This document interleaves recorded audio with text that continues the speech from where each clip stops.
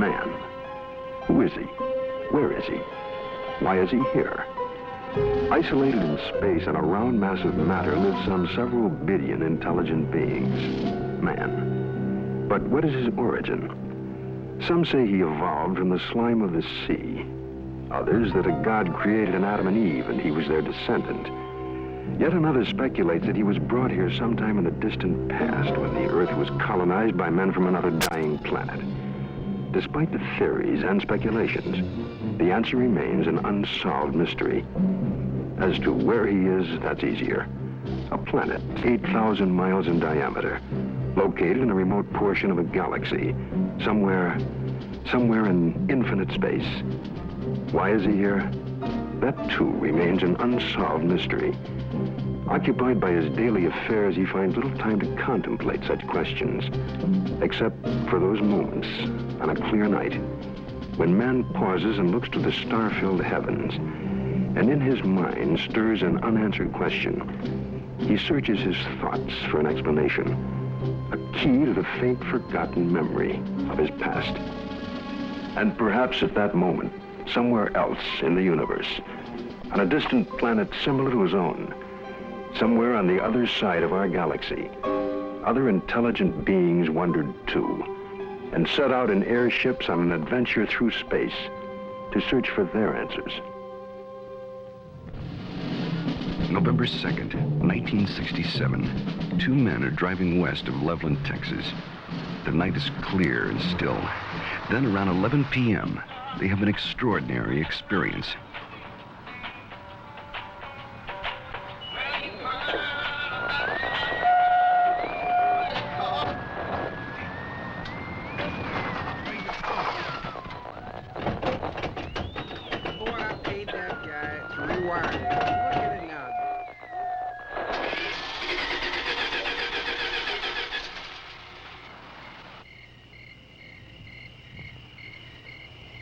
Come on, let's get out and check it.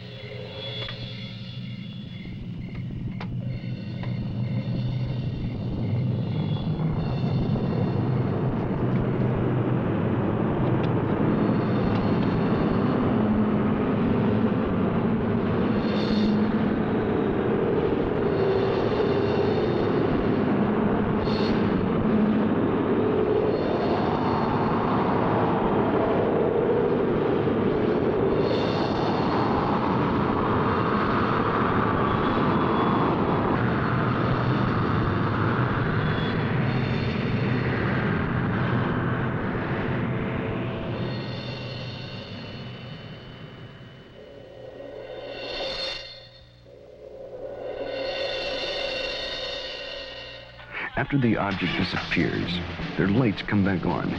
The engine restarts, and they hurry to notify the police.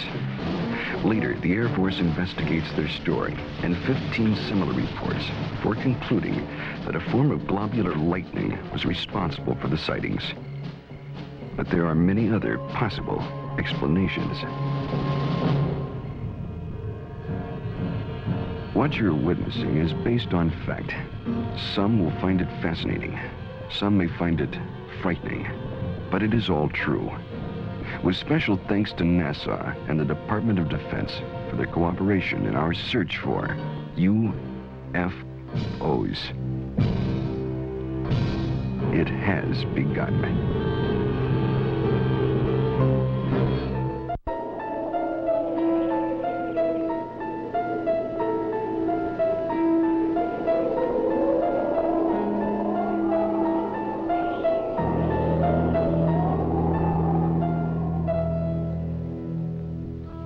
The Old Testament, Ezekiel chapter 1.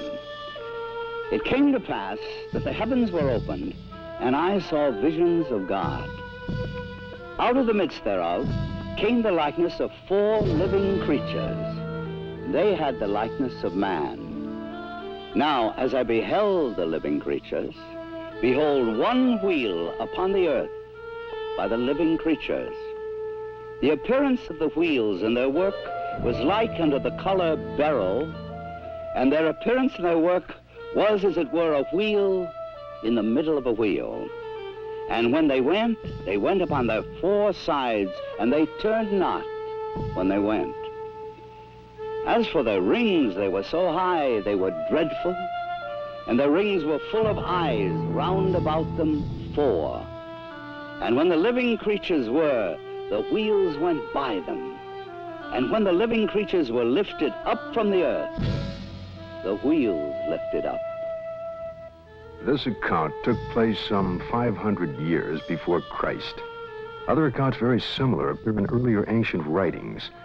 The Greeks and Romans also are known to have made observations of such things as phantom chariots appearing in the night sky.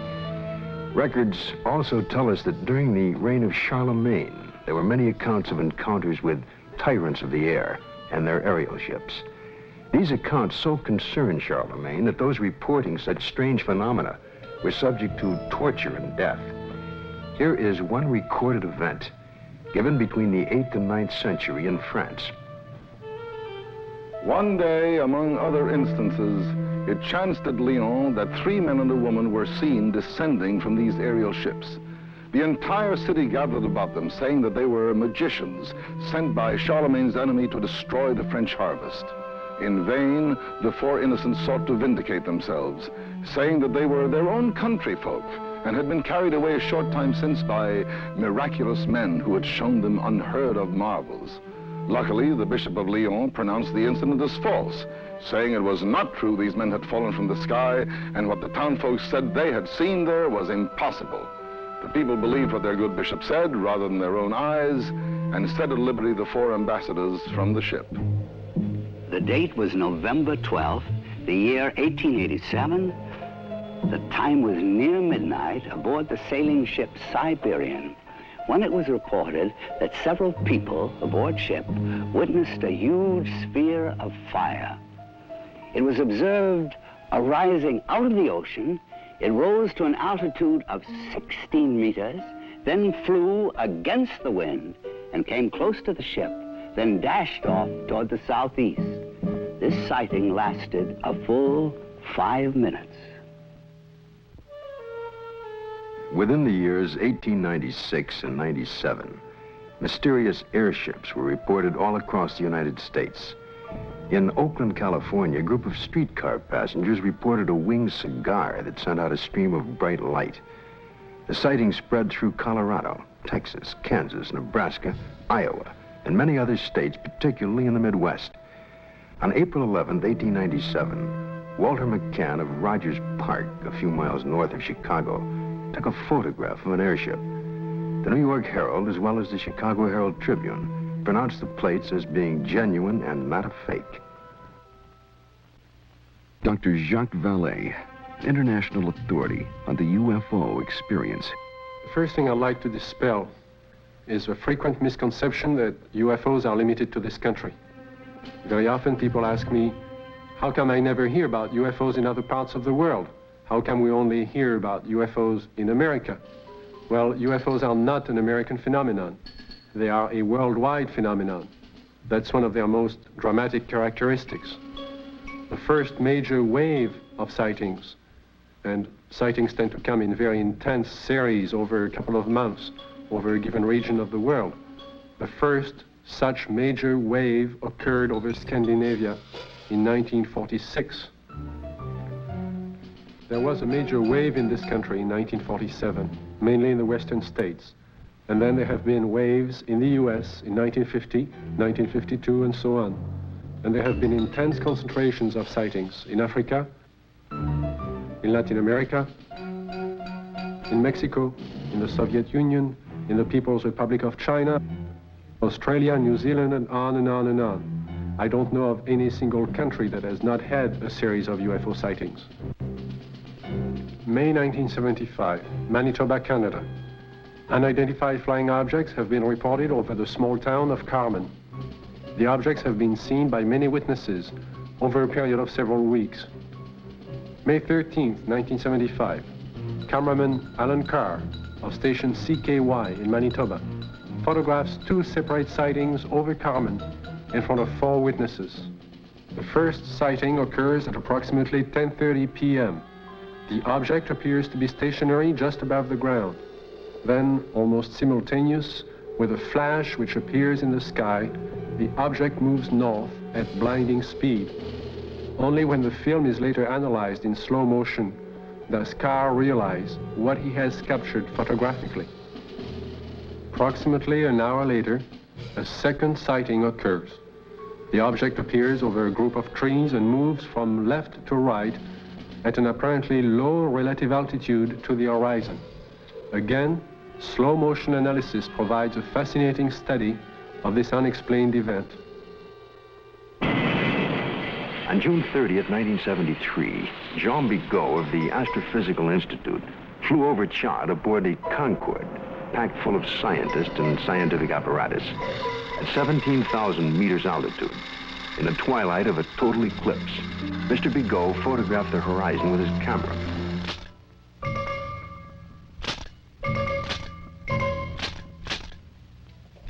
When the photo was enlarged, one of the slides showed what you're now seeing. If you look closely at this photograph, it resembles exactly what has been cited by many Americans during 1973 and 74. Although NASA takes no official position as to the UFO phenomena and their probable explanation, nevertheless, there remains on the record several unexplainable sightings by Gemini, Apollo, and Skylab astronauts.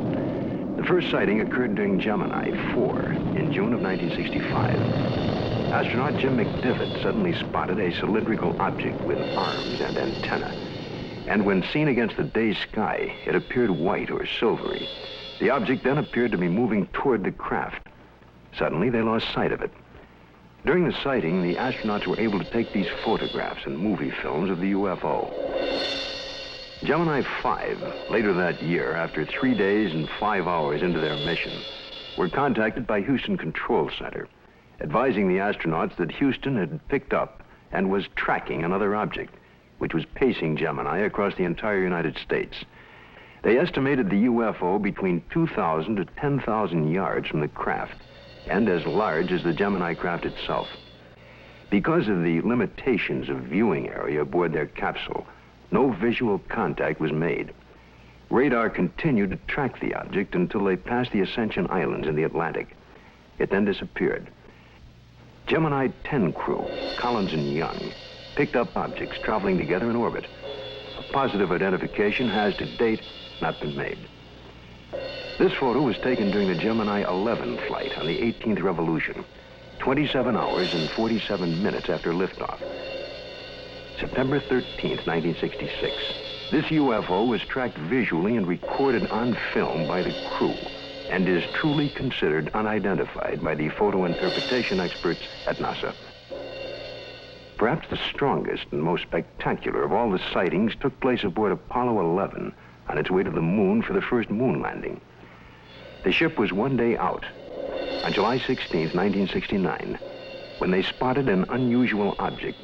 It had a sizable dimension to it. At first, the crew thought it was the Saturn IV booster rocket and called Houston for confirmation. Houston informed them the booster in question was some 6,000 miles away. The object remains unknown. During the Skylab 3 second manned flight, on the 23rd day of 1973, at sunrise, a series of 4 exposures were made by the crew of a visually sighted unidentified flying object, or satellite, as considered by the NASA Photo Interpretation Laboratory. The Skylab crew noticed a large star-shaped object, brighter than a planet or star. They watched it for about 10 minutes. They estimated its distance as from 30 to 50 nautical miles from Skylab. It, too, remains an unknown, despite North American Air Defense and NASA's attempt to identify it. Among the thousands of military men in recent times who lost their lives while in the service of their country, the circumstances surrounding Captain Mantell's death are indeed extraordinary. This experienced military pilot who'd flown in the invasion in Normandy and numerous missions over the Rhine under heavy attack would take with him to his death perhaps the closest glimpse of what was thought to be a UFO. The date is January the 7th, 1948. The time is 2 o'clock in the afternoon here at the Godman Air Force Base, just outside of Louisville, Kentucky. A Kentucky state policeman calls in to report what he has sighted.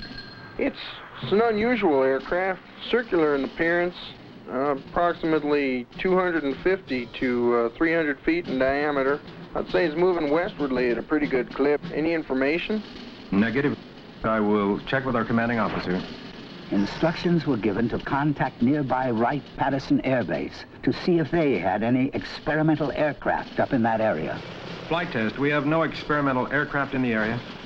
The reports still continued to come in from adjoining towns. At 1:45 p.m., it happens. It's very white and looks like an umbrella. I don't know what it is. Through the binocs, it appears to have a red border at the bottom at times and a red border at the top at times. At approximately 2:30 p.m., a flight of Air Force P-51s come into view. The base commander decides to contact the flight leader, Captain Mantell. This is Godman Base Commander. Roger, Godman Tower. This is NG-869, flight leader. Over. NG-869 from Godman Tower. We have an object out south of Godman here that we were unable to identify. We'd like you to take a look for us. Roger, I will take a look for you if you give me the correct reading. Mantell moves ahead of his wingman. The tower advises the flight leader to correct his course 5 degrees to the left to 210 degrees from Godman Tower. Godman Tower, this is flight leader NG-869, Captain Mantell. Object traveling at half my speed and directly ahead of me and above, and I'm closing in to take a good look. Can you give us a description? It appears metallic and to be of tremendous size. I'm going to 20,000 feet. The other pilots level off under 15,000 feet and start down. At approximately 3:15 p.m., Godman Tower loses sight of the UFO. 5 minutes later, the report came in that Captain Mantell's plane had crashed. He was found dead. His watch had stopped at 3:10 p.m. that afternoon. What was it that caused this experienced pilot to become intrigued with an object that he would unwittingly give his life pursuing? 6 months later, a cylindrical-shaped object giving off a phosphorescent glow was to be sighted in the night sky over Robbins Air Force Base in Georgia. At 2:45 a.m., Captain C.S. Childs and First Officer J.B. Whitted were piloting a routine Eastern Airlines flight number 576 from Houston to Atlanta when Whitted reports, "We sighted an object coming toward us.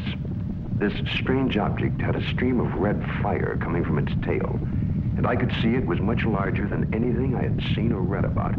Childs then notices that the object had no wings supporting it. It passed us on the right side. Its speed was about 700 miles per hour. And both men get a very good look at this unusual object.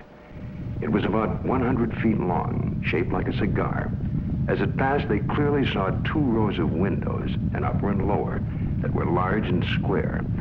During that evening, there was a third witness, the one passenger who was awake on that Eastern Airlines flight, Clarence McKelvey. I was startled, frightened. A male steward came to me and said, "I notice you've been looking out the window. Will you talk to the pilot?" And I said, "Well, of course." The pilot came down with his clipboard. He was visibly shaken. He told me that he had been a flyer in the war and had covered so many million miles of flight and had never seen anything like this before. What was it that I saw? Well, I saw this object. It was cigar-shaped.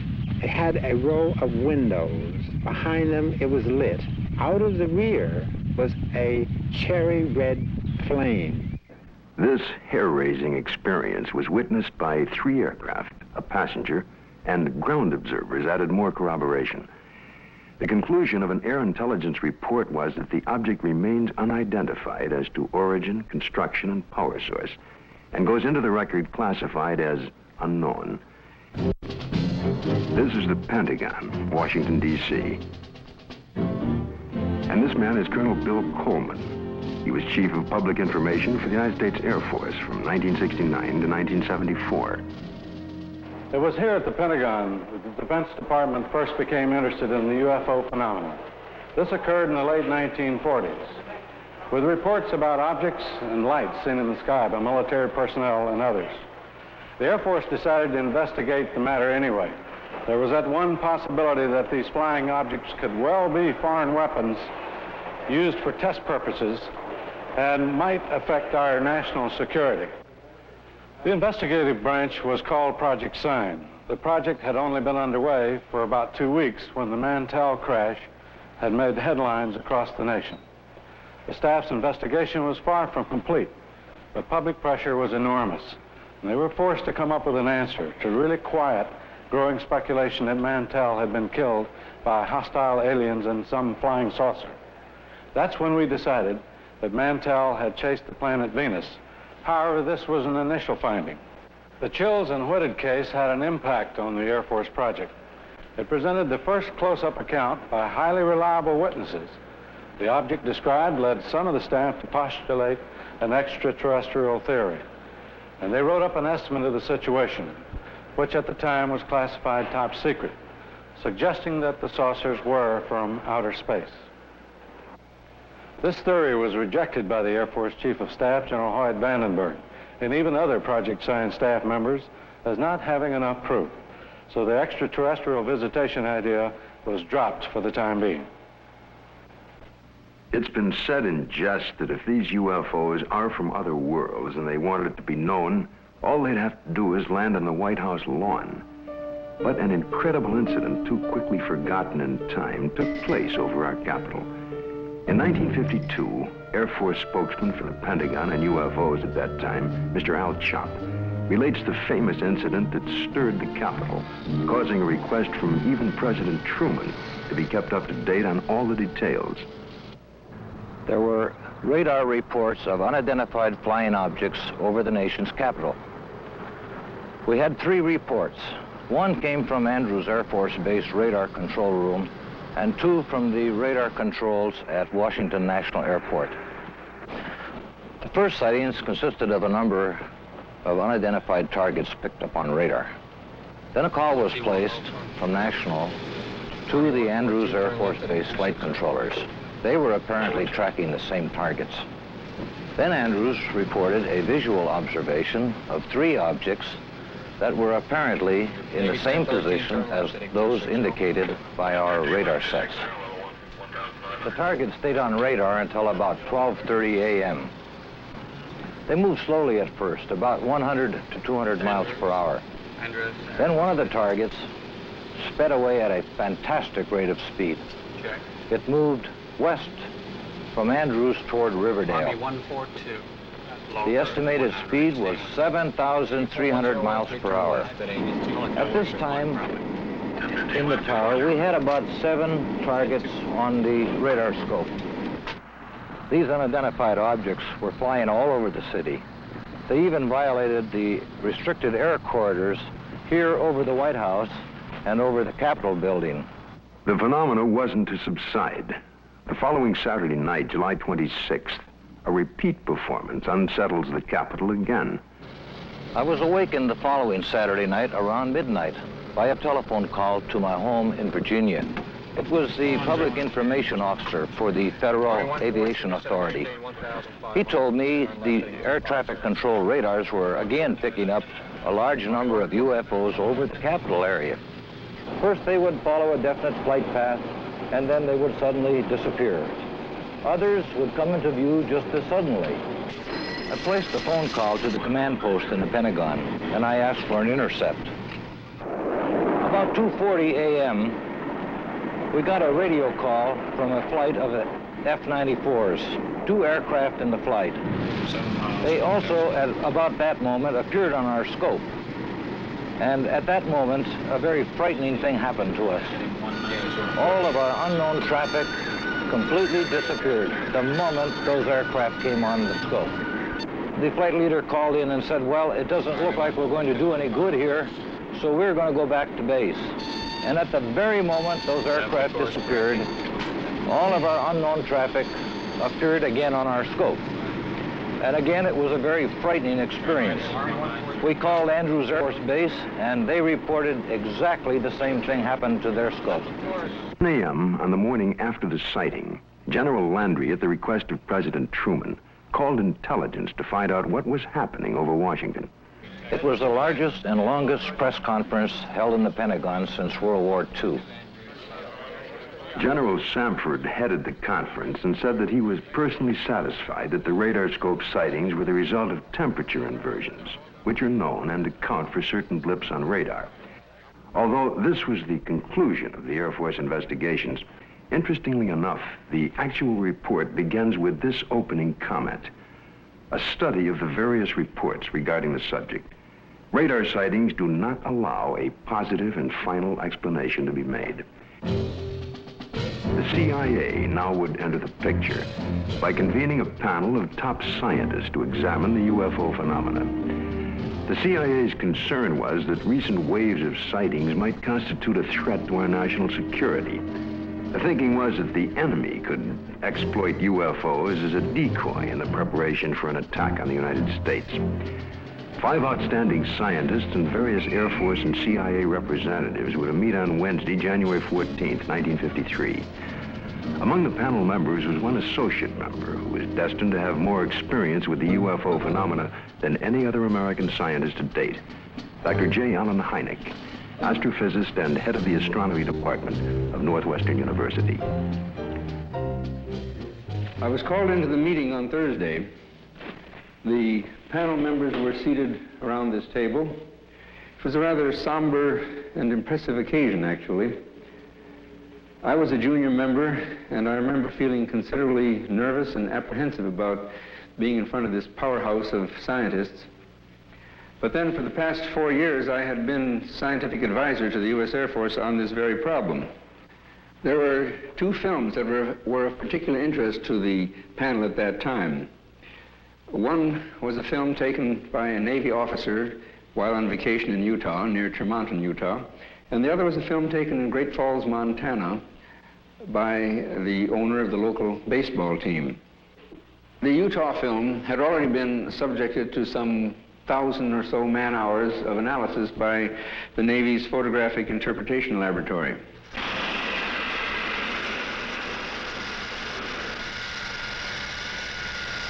So the panel got up from their chairs and crouched around the wall to examine the films, and they asked to have the films run several times, as a matter of fact. Now, the Navy had, on the basis of their detailed analysis of the Utah films, they had concluded that the objects shown on the films could not be birds, balloons, aircraft, and so forth, but indeed that they were self-luminous, unidentified objects. Despite this conclusion, the panel rejected it and concluded that the objects were birds. They couldn't be unidentified, therefore they had to be birds. I came away from the meeting and from the room with the distinct feeling, however, that the panel had deliberately moved to debunk the whole subject and not to give it the serious scientific attention which it deserved. How many times have you noticed something in the sky, something out of the ordinary, a movement or shape that suddenly catches your attention? You look more closely, and usually the thing becomes immediately recognizable. It's the moon, or a flock of birds, or a plane, usually. But just for a moment, suppose the thing you glimpsed remains unrecognizable, unidentified, without witness or proof. All you have left is a nagging sense of mystery, of uncertainty. A few years ago, this man had such an encounter near San Francisco, only he had proof in the form of an 8mm movie. But through an unsettling series of circumstances involving the United States Air Force, he remains today uncertain about exactly what he saw. It was in August 1965. My family and I were invited to some friend's house near San Francisco. I remember it was a beautiful, clear day. We were driving for a while, and as a matter of fact, I recall looking at my watch, and it was around noontime. We continued driving, and I noticed at the distance something very bright. I was observing this for a few moments, and it appeared to be suspended in the air. There was no planes around. It was very clear, the day. There was no clouds. My family, they were with me. I called to their attention. They all looked at it. They were all amazed by it. And in the meantime, there were cars going by, and I tried to attract their attention, but they were not paying attention to me, or they were driving too fast. So I recall I had my movie camera with me, and I start filming this. And as I look at it, it was getting larger. It was moving from one direction, like from towards the left, then towards the right. This object was very bright, and I recall it was extremely enormous. I was just completely amazed by it. I ran out of film. Then when I got home, I called the Hamilton Air Force, and I reported the sighting. The Air Force was very interested. They had asked me as soon as I had the film developed, they would like very much to look at it. Well, I had the film developed. I look at it. There it was, very bright, quite clear, and moving very rapidly. So I captured this right on film. A week later, I received a letter from Hamilton Air Force Base, which reads, Dear Sir, we have received the 8mm film on which you captured what certainly seems to be a very fast-moving object in the skies over the Bay Area. The film has been forwarded to Wright-Patterson Air Force Base in Ohio, where such observations are investigated. Well, several weeks went by. Finally, the Air Force returned my film, and I noticed immediately it was not the original film. It was not that clear, and the quality was very poor. For some reason, or good reason, the Air Force decided to make a copy. They kept the original, and I end up with a very poor copy. Close examination of the film returned to the Air Force reveals that it is, indeed, a print, and not the original. And while the print is very poor quality, we can still catch a tantalizing glimpse of something extraordinary in the skies over San Francisco. Watching it again, this time with the aid of a pointer, it's easier to spot the elusive thing. But to date, no one has been able to make a positive identification. No one except possibly the Air Force. I would imagine the film is somewhere in their files, and probably by now they forgot all about it. But I will not forget that day. The sighting itself had such profound influence in my life, because since that time, powerful, extraordinary events has happened to me, which I have no doubt are direct result of my experience. But I can't talk about it publicly. It seems the CIA was to become involved in the UFO phenomena again, in a most unusual way. A series of episodes were to take place that up until the airing of this program were not public knowledge. The events were so bizarre that it's hard to conceive they happened to individuals associated with such no-nonsense organizations as the Office of Naval Intelligence and the CIA. This man is retired Lieutenant Colonel Robert Friend, U.S. Air Force, and former head of Project Blue Book. Friend, now on the management staff of Celesco Industries Incorporated, which builds and launches missiles for defense testing purposes. Friend now relates this most unusual experience.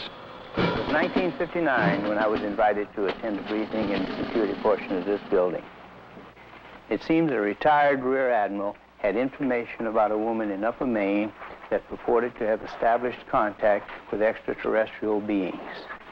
2 naval intelligence officers were sent to investigate. The naval officers met with the woman, and she went into a trance, supposedly to establish contact with the purported extraterrestrials. And then they asked her scientific and technical questions that a woman of her education could not possibly know the answers to. Yet, as the questions were put to her, she was able to answer easily with seeming telepathic help from these purported extraterrestrials. According to the report, she indicated there was an organization, OEEV, which meant Universal Association of Planets, and that organization had a project, UNZA, meaning Earth, which was being conducted. Then an unexpected turn took place. One of the naval officers was informed by the woman that they, the extraterrestrials, were willing to answer questions directly through him, a naval commander and intelligence officer with no prior experience in telepathic communication. He took over and attempted to write down the answers to questions put to him by his fellow naval officer. The word traveled back quickly to Washington officials and the very skeptical CIA. Nevertheless, there was no reason to totally disbelieve the report of this highly respected Navy commander. Questions were put to him, such as, do you favor the government, religious group, or race? And would there be a third world war? The answer to both was no. The group then asked if they could see a spaceship, and the commander, still in a trance, told them to go to the window and they would have proof. The group moved to the window where they supposedly observed a UFO. I was told that a call was made for radar confirmation. The reply came back that that particular quadrant of the area was blanked out on radar at the time. After being briefed on all of the details, I asked the commander if he would attempt to contact me. He sat for several minutes and then appeared in a deep trance with his Adam's apple moving up and down rapidly. Questions were put to him, and he answered them by printing in rather large letters using rapid but jerky motions. It wasn't at all like his natural hand. During the course of the questioning, we learned the names of some of the so-called extraterrestrials. One was Krill, C-R-L-L-L. Another, Alomar, A-L-O-M-A-R. And another, Afa, A-F-F-A, purportedly from the planet Uranus. A case that just as well could have been written by a very imaginative science fiction writer. But here in my hand is the actual account of the incident by one of the agents present at that time. The names of 7 men present are listed here. Because of the unusual nature of the incident and at their request, their names will remain confidential. Another reason for control of the Blue Book files was to protect the names of witnesses. To help satisfy public demand, periodic summary releases were made. We had no proof that we were indeed being visited by extraterrestrial vehicles under intelligent control. However, we couldn't prove that there weren't spaceships either. It created a dilemma for the Air Force. In 1966, an important incident takes place in Michigan. It creates enough of an uproar that President Gerald Ford would at that time call for a congressional hearing on UFOs. Here are excerpts from Ford's actual letter to the House Armed Services Committee. The Air Force sent a consultant, Dr. J. Allen Hynek, to investigate various reports, and he dismissed all of them as products of college student pranks, or swamp gas, or an impression created by the rising crescent moon and the planet Venus. I do not agree that all of these reports can be or should be so easily explained away. I am proposing that the Science and Astronautics Committee, or the Armed Services Committee of the House, schedule hearings on the subject of UFOs and invite testimony from both the executive branch of government and some persons who claim to have seen UFOs. I think we owe it to the people to establish credibility regarding UFOs. Sincerely, Gerald R. Ford, Member of Congress. Congress acts on Ford's letter and holds an open hearing under the chairmanship of L. Mendel Rivers of the House Armed Services Committee. Only 3 persons are invited to testify. The Secretary of the Air Force, Dr. J. Allen Hynek, and Project Blue Book head at the time, Colonel Hector Quintanilla. Hector Quintanilla relates the events and reports of the unusual sighting that led up to the congressional hearing. And the other one here at Dexter. Based upon the original reports from the Sheriff's Department, it all began at 8:35 p.m. on March 20th, when Frank Manor, who used to live over there, reported to the Sheriff's office that he had seen a strange object in the swamp over there. According to the police report, the police officer, in company with the complainant, proceeded along Territorial Road until they reached Brant Road, at which time they turned left, proceeded to the end of the road, secured their vehicle, got out of the automobile, proceeded along the cornfield, keeping the trees lined to their left. Then they crossed an open field to the creek. They crossed the creek and reached this point, which was their vantage point, and observed the object. Frank Manor described the object as brown in color, quilted, with a porthole in the center, sort of flat on the bottom, cone-shaped towards the top. Two small lights, one at each end, one glowing bluish green, the other one a brilliant red, with a glow at the bottom. Well, of course, by the time I arrived, the situation was so charged with emotion that it was impossible for me to do any really serious investigating. I had to fight my way through reporters to interview the witnesses. Other sightings were reported over the area, and a solution from Dr. Hynek and Major Quintanilla seemed in the offing. Well, the pressure was mounting for an official explanation. There were more than 60 newsmen jammed in at that news conference. I gave what I thought to be at that time the only scientific explanation possible for the faint lights in the swampy area. I made the statement that it could be swamp gas, and even though I went on to emphasize that I couldn't prove it in a court of law, that was the full explanation for these sightings. Well, the press picked up the phrase, swamp gas, and rushed off to the telephones, and I was to come into a great deal of criticism over it. What was the outcome of that congressional hearing? I believe the Air Force presented its side quite openly and completely. It seemed to satisfy the members of the committee. Now a remarkable observation is to be recorded. If the facts are correct, the Air Force must now consider the possibility of beings related to UFOs. It happened in Socorro, New Mexico, here just outside of this quiet desert town. A state highway patrol officer, Lonnie Zamora, was on duty, as he had been for the past several years. A black Chevrolet was observed, speeding by the courthouse. Zamora put his highway patrol car into pursuit. Lonnie chased the car north on US 85. As he passed this hilly area, Zamora heard a roar and something caught his attention. 10 or 15 seconds passed. Lonnie then calls in to the sheriff's office. The time was about 5:45, I recall, and he said, Socorro to 1044, an accident. And then he said, I'll be 10-6 out of the car, which meant that I was going to be investigating a possible accident. And I went up this road about a half a mile, and then I stopped my car and I got out and looked out, and I could see a white looking object in the distance. I thought it was an overturned car at first, but I got into my patrol car and went up closer to it. And when I started to get out of the car, I heard a big roar. As I got to it, I could see looked like a couple of coveralls hanging from a clothesline. I couldn't see what it was, but it looked like a couple of coveralls. Zamora called in. He sounded very excited. He said he watched an object lift up slowly and disappeared into the sky very fast. I went down to where the object had been, and I noticed the brush was burning in several places. The object had left 4 perpendicular impressions on the ground. I noticed several bushes were smoldering, but they felt cold to the touch.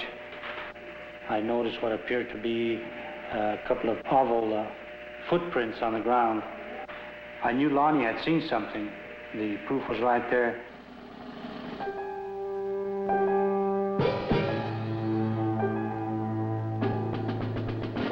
The incident was very interesting, to say the least. It seems to differ from practically all the earlier cases we investigated from one standpoint. The vehicle had left pod marks. There was an insignia observed by Lonnie Zamora on the side of the craft.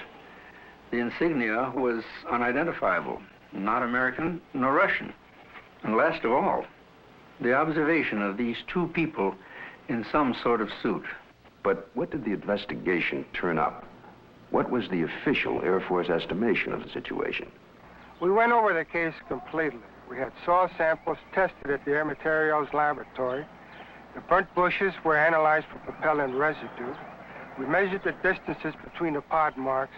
My first reaction was that it was a lunar test module from NASA or the Air Force. That seemed to be the only logical explanation. This was probably the best documented case in the Air Force files, and I checked it out everywhere, all the way up to the top, even to the White House command post, and nothing. According to the official status of the sighting of Lonnie Zamora, case carried as unidentified, pending additional data. April 19, 1897, in Leroy, Kansas. A farmer named Alexander Hamilton, his son, and a farmhand are awakened by strange noises from the cattle pen. Going outside, they discovered, to Hamilton's utter amazement, an enormous airship with a brilliant searchlight is slowly descending over the cow lot. Fearfully, Hamilton moves closer and is startled to find that one of his cows has been caught by a red cable running down from the ship.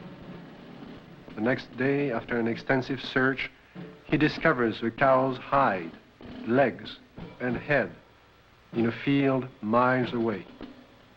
This is one of the first recorded cattle mutilations connected with UFOs. The report could easily be dismissed as a tall tale if there were no others. But since then, thousands of bizarre animal mutilations have been discovered, not only in this country, but in Africa, Australia, Brazil, and many European countries, in fact, all over the world. In this country, mutilations have occurred in over 30 states in the last 5 years alone. Frustrated ranchers and law enforcement officials have come to recognize the classic signature of the mysterious mutilators. Often, in a remote area, a cow will be found dead, the sex organs removed, and the tongue, an ear, and an eye all surgically cut out.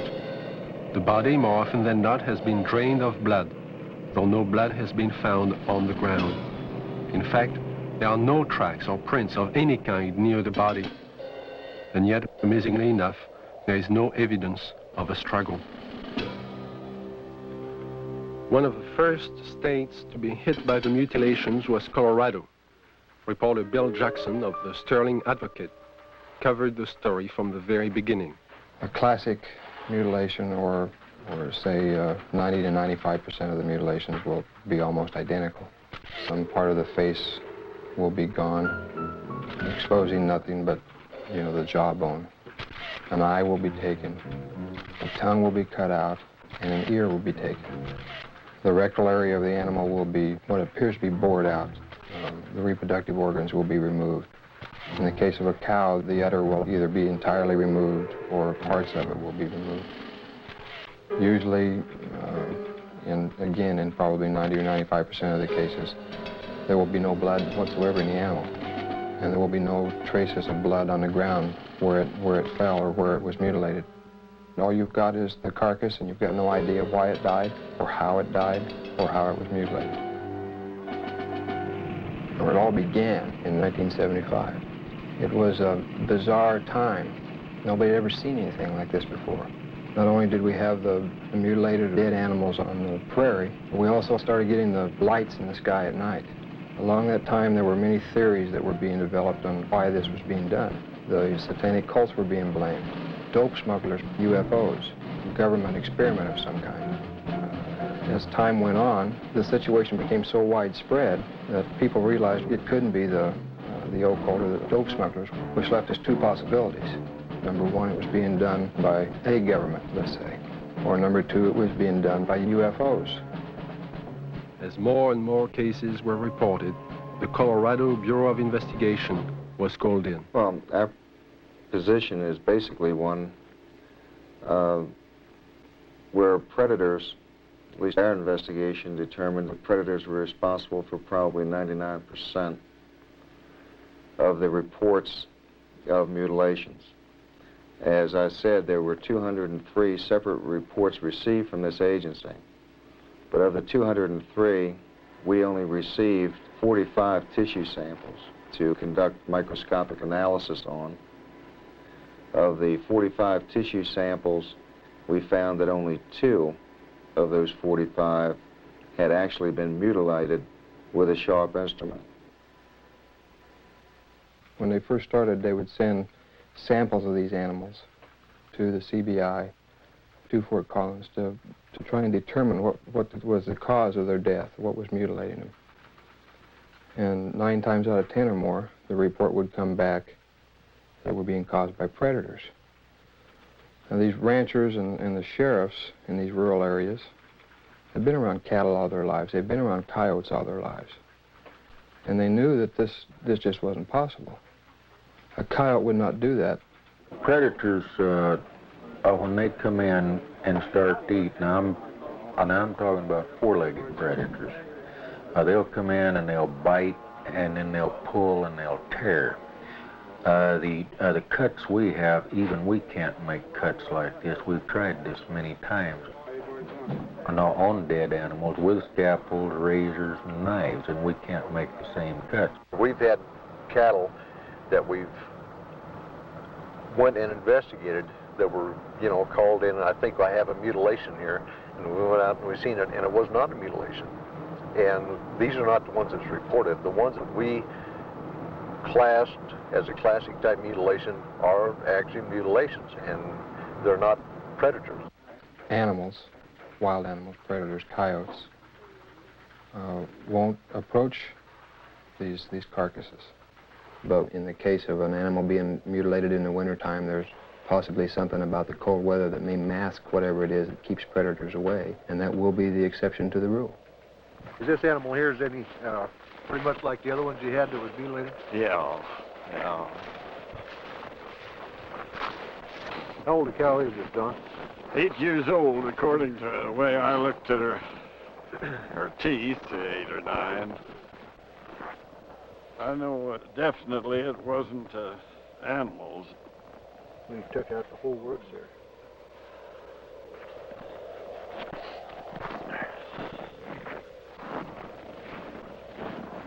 Don, now on this critter here, how this looks like a real incised wound. Yeah. How it looks is definitely cut. Oh, yeah. And everything, you can tell that. I mean, even at the age that it is right now, that's opposed to the way it is to where the animals have been to it on this other side over here. Kind of notice there, the difference there, Don, between here and how animals have been to that, and that flesh is torn. Yeah. And it's not a real incise, but yet when we seen this animal the other day, now these were all incise, good clean cuts on there. Definitely. So that's a good example of what we was trying to say about the lab up there. They said that it was predators doing it, but that definitely wasn't a predator wound there. No, I wouldn't say. Well, it looks like they went clear from the navel here, turned back in underneath here, and took the whole bag and out of the whole works out, and they cored down into the rectum, the whole rectal area. And looks like it got back into some of the reproductive organs back in there. The mutilation and the sightings of the lights in the sky continued. It got to a point to where ranchers in the northeastern part of the state began arming themselves. They weren't getting the results they wanted from state authorities. They were concerned for their families, and they never knew when they might be next.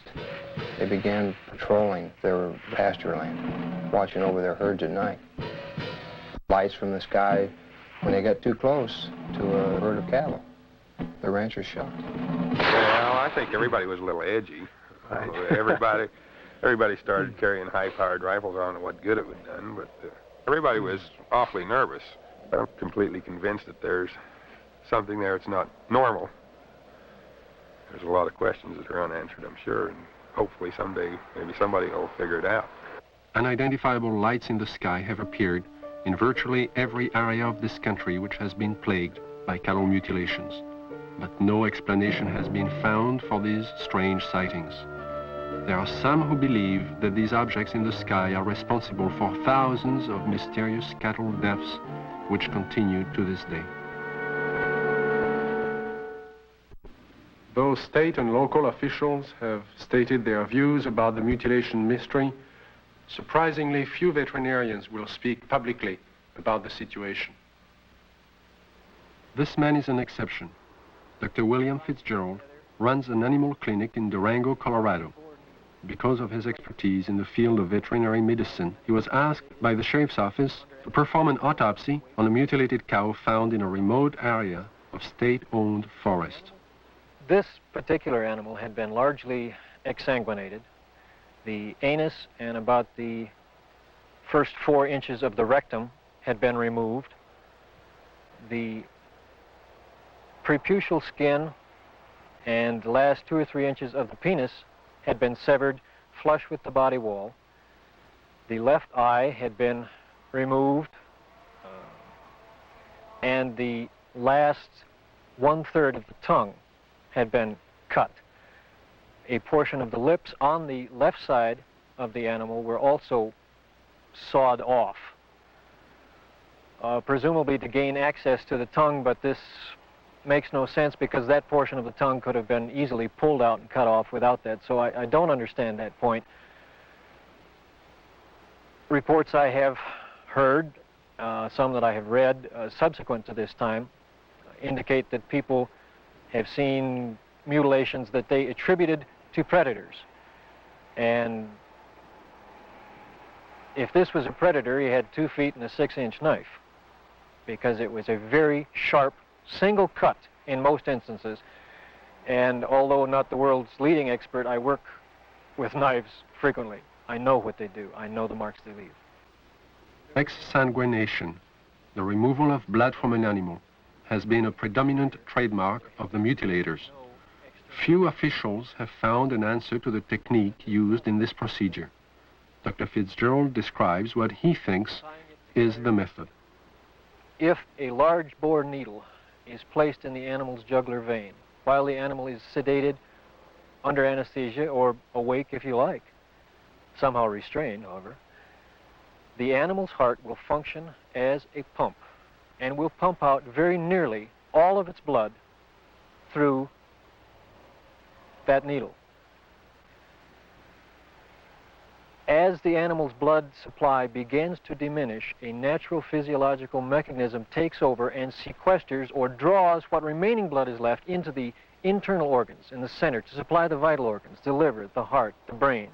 And it will leave the peripheral area, the skin, all of the non-vital centers, largely bloodless. So if you can successfully withdraw the major portion of an animal's blood, you can cut on that animal and there will be virtually no bleeding at all from the surface. I know that I keep coming back to this point, but the animal was apparently restrained with something other than ropes. Why, I don't know. It was apparently washed completely clean. Why, I don't know. And it was in a very remote area. Perhaps these things tie together. Perhaps whoever, whatever, performed this didn't want to be observed. I think one of my initial feelings was that somebody certainly went to an awful lot of trouble to get back into a remote area where I don't believe you'd casually know there were even cattle to do all of this. Dulce, New Mexico, similar to the plains of Colorado in its isolation, but nestled among rolling hills and small mountains, is the land of the Jicarilla Apache. Tradition is strong here. Indian women weave intricate baskets and create delicate beadwork. The men preside over tribal business and raise cattle. And here, as in Logan County, the night sky has been lit with the glow of unknown flying objects, and cattle are found mutilated. Officer Gabe Valdez of the New Mexico State Police and retired scientist Howard Burgess, who pioneered the development of Kirlian photography in this country, periodically pool their knowledge and expertise in an effort to solve the mutilation mystery. Officer Valdez describes how it all began. It was in 1976, June the 14th, when we first had one of our cattle mutilations here in Dulce. The cattle that was mutilated belonged to Mr. Manuel Gomez. Any time that we do find one that it's not too decomposed and it's fresh enough for us to do some tests, well, I do call on Mr. Burgess because he has a lot of knowledge in the field of science that is very helpful to me in conducting my investigations. Howard Burgess had a theory that some of the cattle had been marked prior to their mutilation with something which would show up under ultraviolet light but be invisible to the naked eye. Late one night, he and Valdez conducted an experiment and found that out of 80 head of cattle, 5 were indeed marked with a powdery white substance, visible only under ultraviolet light. So we took ultraviolet with some special filters and ran the cattle through it, and what appears to be markings glowed under ultraviolet. It's invisible to the normal eye, but under ultraviolet it does glow. Then we removed the hair from the region that does glow, and we removed a control sample. We took these to the lab and had chemical checks run on them. We did find that the sample that did glow is extremely high in potassium and magnesium. At the time, this was interesting, but it didn't mean much to us until we ran on to other things that began to tie in with it. The tie-in came on June 3rd, 1978, when a UFO was sighted over Taos, New Mexico. As it hovered over the town, it dropped a thin film of ashes onto the ground below. The ashes contained high levels of magnesium and potassium, the same elements found on the cattle under ultraviolet light, but there was more. We find there's at least 25 elements in there. There's a good possibility that it may be something that's organic. And if it is, this just opens up a real bag of worms, because anything can happen if this is an organic material that has come from one of these crafts. And this, as the people told us, directly fell from the craft that was hovering over the area. One evening in 1975, Logan County Sheriff Tex Graves took his deputies into the countryside around Serling, Colorado, determined to track the bright lights which had been skimming across the ranches and farmlands for the last several weeks. Reporter Bill Jackson describes the sequence of events. We were just getting started in this. We really didn't know what we were doing. We weren't prepared for anything like this, of course. But as time went on, we realized we couldn't catch them, so maybe we can take pictures of them and discover something that way. A year and a half later, the lights returned. The mutilations were still going on. So we arranged with the Honeywell people in Denver to borrow a 1100 millimeter Lentar lens from them, and got some high-speed recording film from Kodak. And then we sat and we waited, hoping that the lights would come back and we'd have a chance, and finally that chance came. It was a stationary object that we saw for approximately 30 to 45 minutes, and the resulting shots were interesting, to say the least.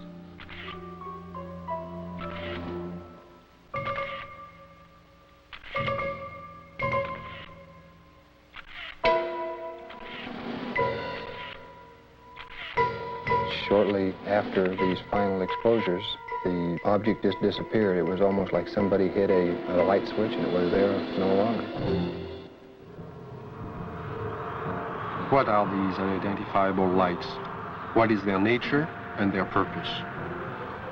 Why have they appeared in the night skies immediately prior to the discovery of mutilated cattle? And how many more animals will die before the mystery is solved?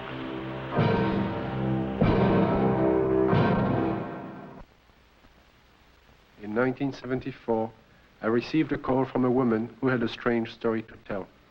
One night, as she and 3 friends were returning to Los Angeles from Lompoc, California, they encountered an unidentified light in the sky. Thinking at first it was a helicopter, the friends paid little attention.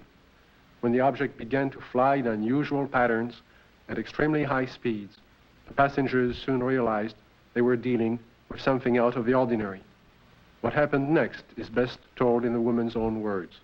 Helen is a fictional name. Her real name is being withheld at her own request.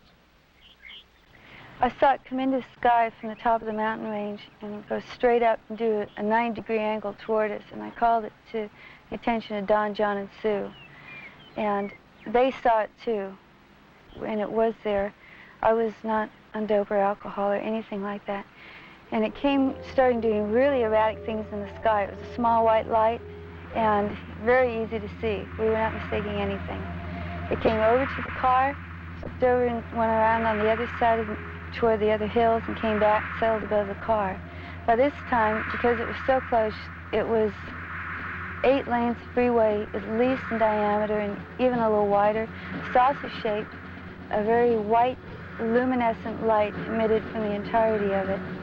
The ship stayed above us, out in front of us, about a minute or two, and we watched it, and none of us were saying a thing. And we just kept driving, and it kept staying in front of us. And then out of the perimeter of it, closest to us, came 4 white beams of light, very much like funnel-shaped, smaller at the perimeter, and they descended upon us and came around each one of our bodies. And out of each one of our bodies, we started to float into that beam of light. The best description would be molecularly being dispersed. And when I looked over at Don and Sue and John, their bodies, their legs and their bottoms are still on the car seat, and their heads and their shoulders and their chest molecules were going through the roof of the car, along with mine. We didn't lose consciousness while this happened. We were completely conscious of going through the roof. And the bottom molecules of our body were coming through too, and we were about 3.5 or 4 feet outside the car, going toward the ship, and we hit an energy field, a strong one, and remembered nothing. Next thing I did remember, we were coming back, the same process, going back into the car. It wasn't until several years later that Helen realized she had experienced more than she remembered. Mental images, which she couldn't explain, caused her to visit a specialist who put her through a memory regression. In this relaxed state, Helen recalled the evening in question and described in detail the experience of being taken aboard the UFO. I came to, and standing in front of me was a very tall man with whitish hair, kind of bronze, beautifully tan type of skin. And he had a long type of robish gown on, and he was looking at me, and very, very friendly. And he said he supposed I'd like to know what we were doing here. And I looked around, and I did want to know. There was a huge room that we were in that had a hallway off the front and a hallway off to the side. And they were round, curved hallways. The room was very light. Iridescent light radiated all over, but you didn't see a light bulb anywhere. In fact, you didn't see hardly anything except for the swivel chairs we were sitting in. And he proceeded to help me up, and when we walked together over to the screen in front of us, across the room, and he showed us some information and pictures, and it was very cordial and very easy to talk with. The man spoke to me in English, but concurrent with everything he said was a great deal of telepathic communication, and it was completely peaceful feeling. It all made sense. He showed us a screen with many images on it that clarified some of the things he was saying. He also said that he'd been around with the other people there for thousands of years, and that they had been picking up people and giving information to people for the use of putting it into this world, into this society, to bring about a lot of better changes. And the interesting thing was that there are some people, he indicated, who we know and read about, who were given information by him. This is what he told me. And there was no fear. That's predominant, I think, in everything. From this large room where we first came on, the man led me down into a couple other rooms. And the one that's very interesting was more or less in the center of this ship, and it was a room full of dials and full of men dressed in more form-fitting clothes, whereas the one who met me had a type of ambassadorial robes on. And these guys had more like turtlenecks and Levi's. They were still white, soft, iridescent, and very comfortable looking, and they were working. There was plenty of dials, and there was lots of screens, types of scopes there, and they were doing things very involved. None of them paid any attention to us. They kept their word. After he had taken me to these rooms, we were walking again down the hall to go back to the car. And while we were walking, I remember telling him, you know, nobody's going to believe me. And he said, it's really nice to talk to her, and he goes, it doesn't matter if anybody believes you. And there was a purpose to being told these things, and what I had learned and what John and Sue had learned too had its purpose. And it was very kind and very cordial. You could meet him on the street almost and not even feel anything unusual. And then we came back to the room, and we were put back in the car the same way as we were taken out. And we just this tremendous sense of peace, and that there was a lot more going on than we had originally thought. In December of 1969, amidst great public controversy, the Condon report from the University of Colorado was finally out. In summary, they found no evidence that UFOs were a threat to the national security, and the late Dr. Condon recommended that the Air Force terminate its involvement in UFO investigations and analysis. In 1969, the Air Force officially disbanded Project Blue Book and the study of the UFO phenomenon. The conclusions of Project Blue Book were: 1, no UFO reported, investigated, and evaluated by the Air Force has ever given any indication of threat to our national security. 2, there is no evidence submitted that sightings categorized as unidentified represent technological developments or principles beyond the range of present-day scientific knowledge. And 3, there is no evidence indicating that these unidentified objects are extraterrestrial. The files of over 12,000 cases were placed into storage. But the ubiquitous UFO wasn't to be influenced by this government position. Incidents were to continue, with daily reports of flying objects finding their way into the news media. In the closing months of 1973 and early into 1974 alone, there are over 1,000 unrelated and unsolved reports of UFOs from across the United States. Delaware State News, Dover, Delaware, October the 16th, 1973.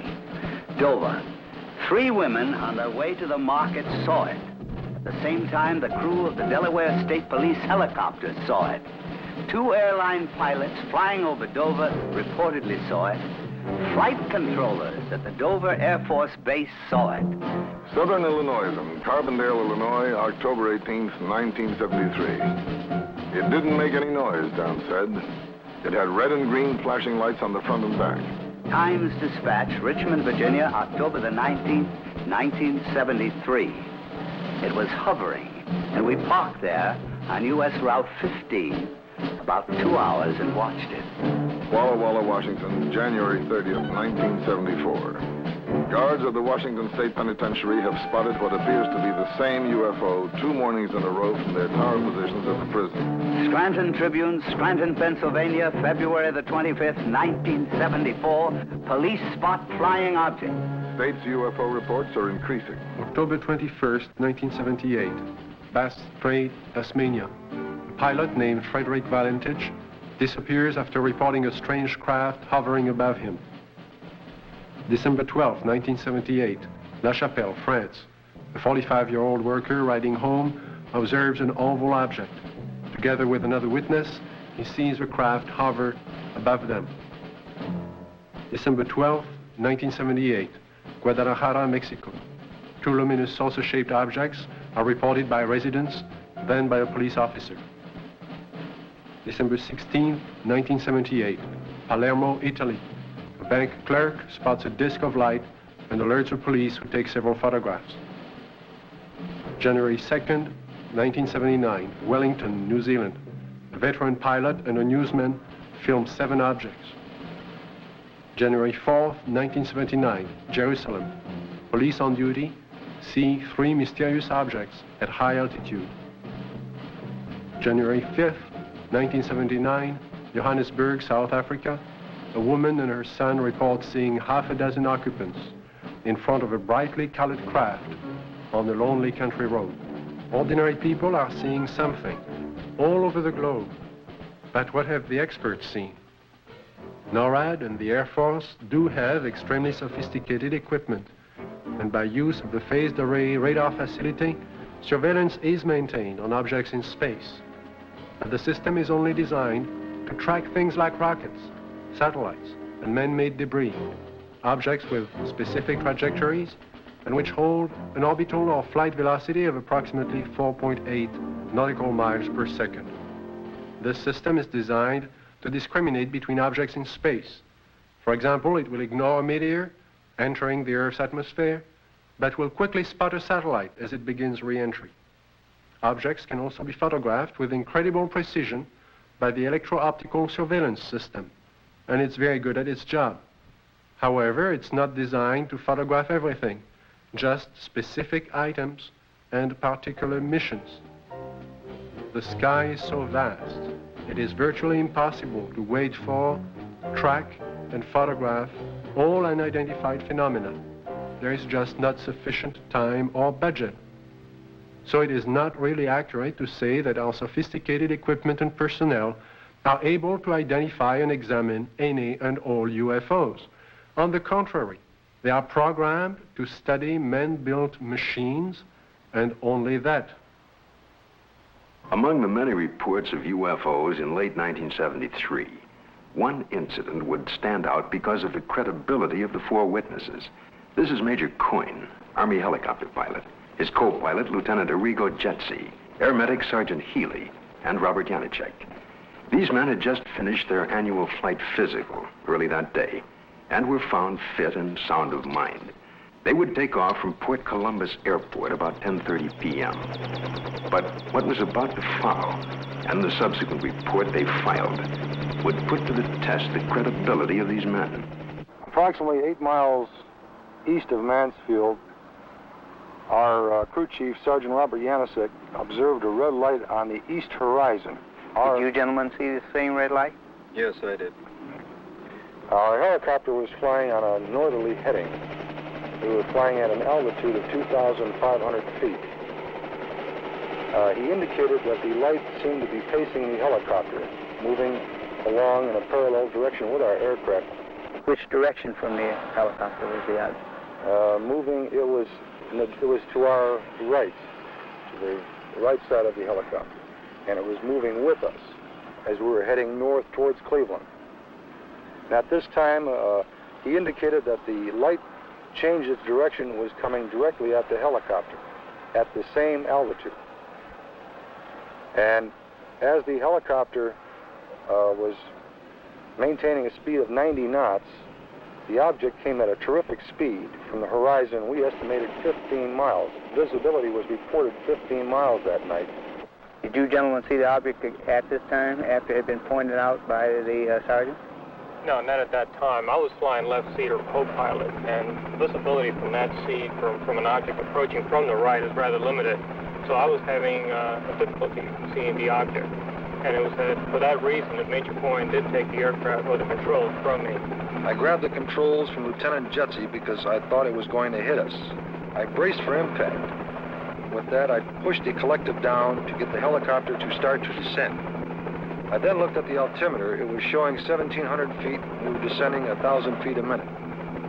The helicopter began to descend, and as this object came at the helicopter, it seemed to descend with the helicopter. When the helicopter went down, the object came down, but it still came directly at our broadside, as if to hit the helicopter from the right side. Did anyone else see the object at this time? Yes, I was watching it come on out of the east horizon. And the only thing I felt was when the skipper took over the controls and we started to auto-rotate down, and I'd never been involved in a mid-air collision, so I was just watching this thing come at us.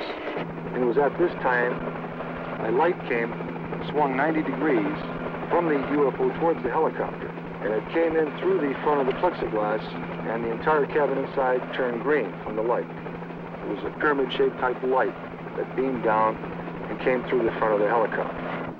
How long was your aircraft bathed in this beam?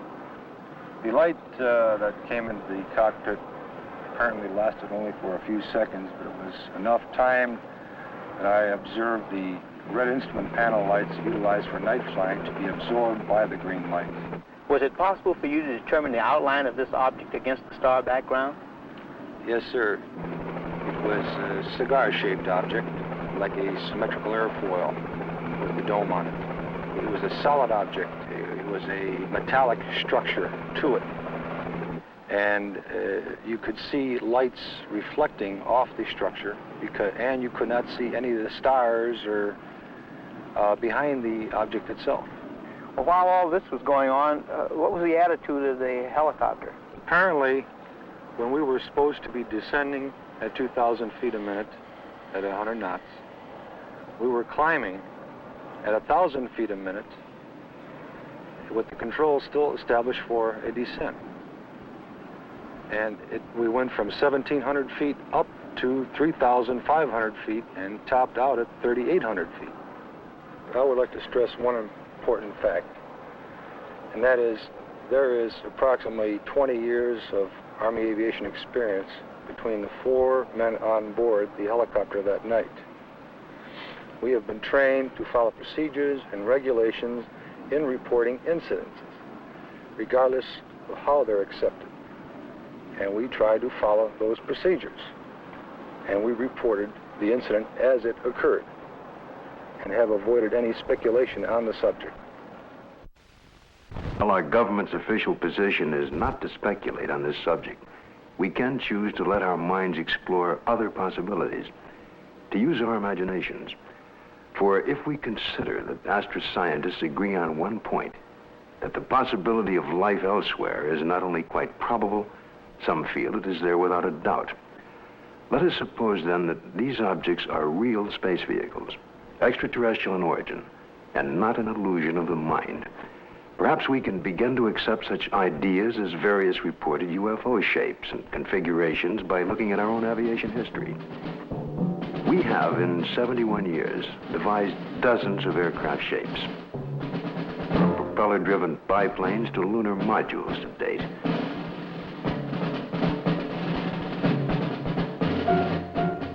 And by projecting into the future, it's conceivable that our technology may lead us to similar developments. As to the UFO's behavior, if they are space vehicles, they appear to have movement in advance of our understanding of what is possible in the 20th century. But we must realize, however, it stretches our imagination.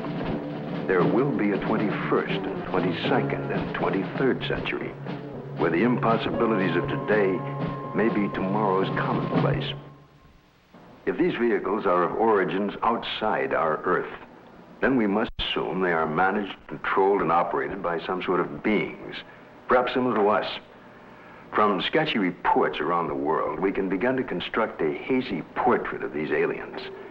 Reports indicate ashen, pale, white skin, perhaps with a thin protective membrane over them. Eyes large, far apart, with a wraparound appearance. Nose indefinite, 2 small breathing holes. A slit mouth, or small, or no opening at all.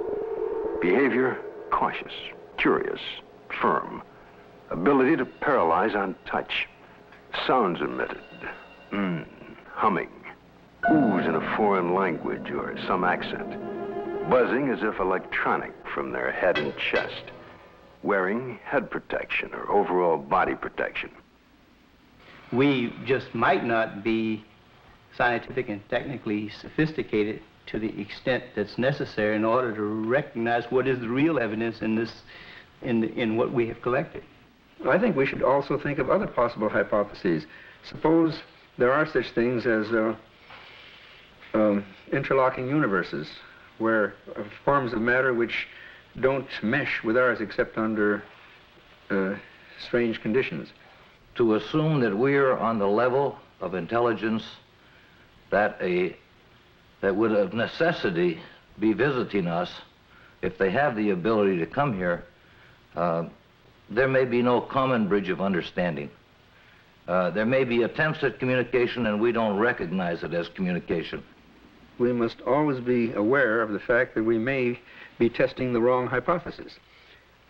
As for instance, in the days when people talked about stones falling from heaven, that was testing the wrong hypothesis. Meteorites do exist. The phenomenon exists, but they're not stones that fall from heaven. They're stones that the Earth collides with when they're in orbit around the sun. It's arrogant, egocentric, egotistical for us to think that we are the highest intelligences in the universe. I think that's completely preposterous. As far as the extraterrestrial intelligence is concerned, I believe it's out there. We have not been able to come up with a logical explanation. At least our scientists have not. The only plausible explanation that would explain all of these sightings is the theory that these could be intelligently controlled vehicles controlled by an alien species, alien to this planet. How would the public react if this event were true? To find the answer, Dr. Leon Festinger of the New School for Social Research consulted a number of prominent social psychologists from several universities across the United States. You must realize that social scientists can only make educated guesses about reactions to such a new and startling event. But nevertheless, certain behavior can be predicted. Dr. Aronson of the University of Texas points out that many people already have strong beliefs about the existence or non-existence of extraterrestrial beings and are committed to these beliefs. Dr. Walser tells us that if these extraterrestrial beings were advanced beyond us, we would probably gain technological information from them, that many Americans may worry that their benefactor will demand something in return, constant gratitude or acknowledgement of their superiority. As far as panic is concerned, most of my associates agree that it wouldn't happen unless there were, one, an imminent danger with no escape or chance to protect oneself, and two, it resulted in loss of contact with family or primary groups. And last, there is also the question of longer-term effects. What would happen over many years? One social psychologist suggests that it might help to unite the world. If the visitors from space prove to be an enemy, he suggests, then we would unite as one species to drive the invader away and then to live in peace thereafter. We've so far talked of the past and the present, but what are the possibilities of the future? It seems almost certain that if other beings more advanced than ourselves do inhabit other sectors of the universe, then it's quite probable there will come that day, that moment in time, when official contact will be made. Let's look at an incident that might happen in the future, or perhaps could have happened already. The premise is that contact is made by extraterrestrial beings with representatives of the United States Air Force at Holloman Air Force Base in the deserts of New Mexico. The day is clear. It's about 5:32 a.m. at Holloman Air Force Base. Traffic light. One recon plane is on the field ready for takeoff when Sergeant Mann is given a report of an approaching unidentified craft. Yeah, Bill, no, nothing on the lawn. I'll repeat it again. Unidentified approaching objects on coordinate 49er, 34 degrees southwest, following range correct. Can I go northeast down with the Army helicopter? Probably a stray civilian, maybe. Keep me informed. I see him over there. Check with Edwards. Make contact with him, Bill. This is Holloman Air Force Base Control Tower. Identify yourself. What's your tail number? You're encroaching on military airspace. Warning, identify yourself. You're in a restricted military air corridor. Call the base commander. Base commander's office, Sergeant Whitmore speaking. Yes? Yes, hold on. Colonel, for you. This is Colonel Horner, yes? Yes, an unidentified vehicle. You warned the aircraft again? 142, turn left. What's its shape? Check Edwards. Civilian patrol? Okay, all right. It's down to red alert. Unidentified craft approaching. Hey, Bill, give me a quick check with Wright Patterson Intelligence. There may be an experimental craft from somewhere, I don't know, here. Alert the fire chief and security and safety.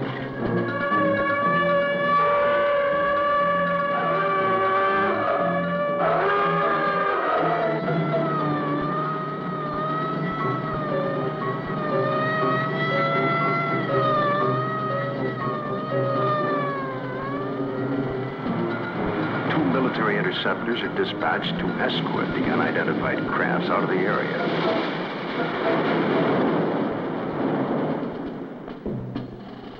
During a routine photographic mission, a tech sergeant and staff sergeant of the base photographic team were aboard a helicopter at the time and run off several feet of film of the three objects, one of which breaks away and begins a descent. A second high-speed camera crew on the ground runs off approximately 600 feet. The cameras continue to roll as the extraordinary vehicle comes into view.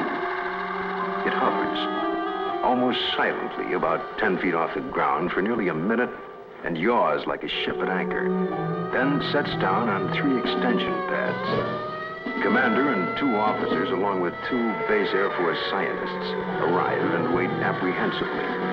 A panel slides open on the side of the craft. Stepping forward, 1, then 2, and a third, what appear to be men dressed in tight-fitting jumpsuits, perhaps short by our standards, with an odd blue-gray complexion, eyes set far apart, a large pronounced nose. They wear a headpiece that resembles a rope-like design. The commander and the 2 scientists step forward to greet the visitors. Arrangements are made by some sort of communication, and the group quickly retires to an inner office in the King 1 area. Left behind stand a stunned group of military personnel. Who the visitors are, where they're from, and what they want is unknown.